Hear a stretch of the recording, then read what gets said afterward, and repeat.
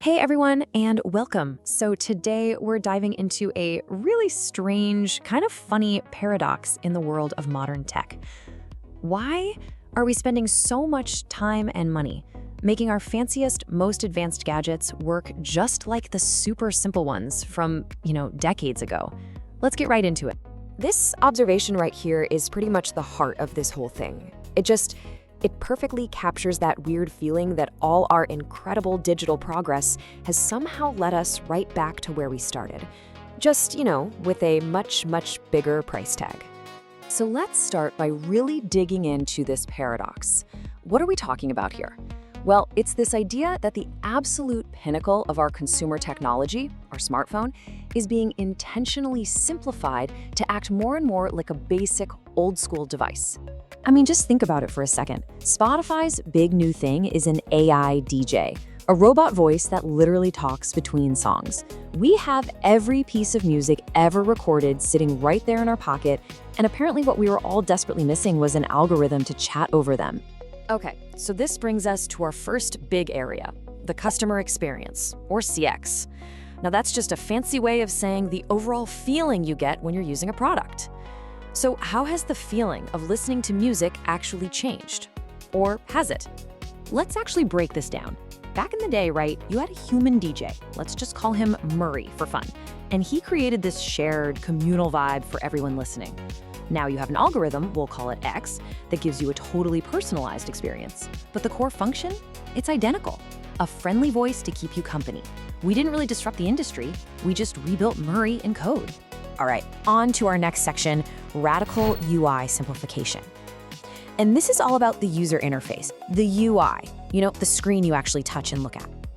This is where the paradox just slaps you in the face, especially when you get in a car. Think about it. On your phone, an app like Spotify is this crazy labyrinth of features, podcasts, videos, lyrics, social feeds.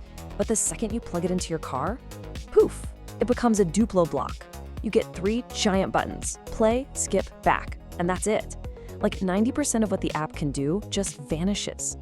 And here's the kicker. This isn't a design flaw. It's not a bug. It is a critical, life-saving safety feature. It's actually called the 2-second glance rule, and it's the #1 guiding principle for absolutely everything you see on that dashboard screen. And, well, here's the blunt reality behind that rule. The designers aren't trying to limit your options for fun. They are desperately trying to keep you on the road.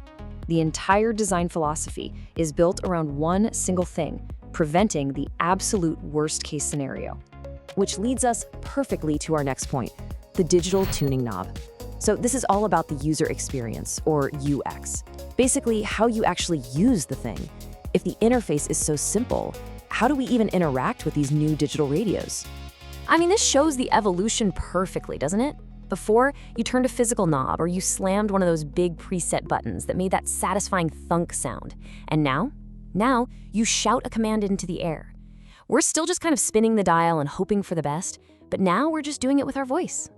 And this just sums it up so well. When you ask your car to play something chill, that's not some complex search query. It's just the modern version of twisting a dial.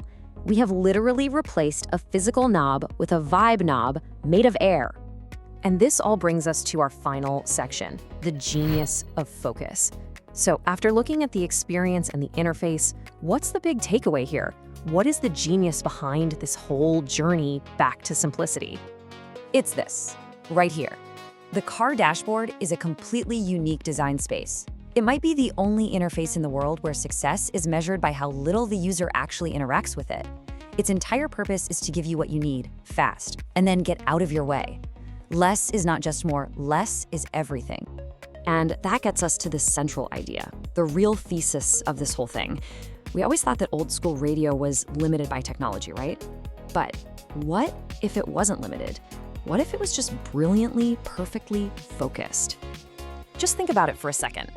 Old radio understood its user perfectly.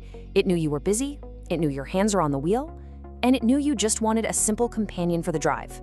It was designed for one job, and boy, did it nail it. So the next time your super powerful $1,000 smartphone dumbs itself down the second it connects to your car, don't think of it as a step back. You should see it as an admission.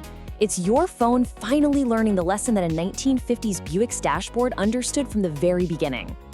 And that leaves us with one last thing to chew on. If this kind of radical focus and simplicity is so effective, so essential for driving focus, where else could we use it?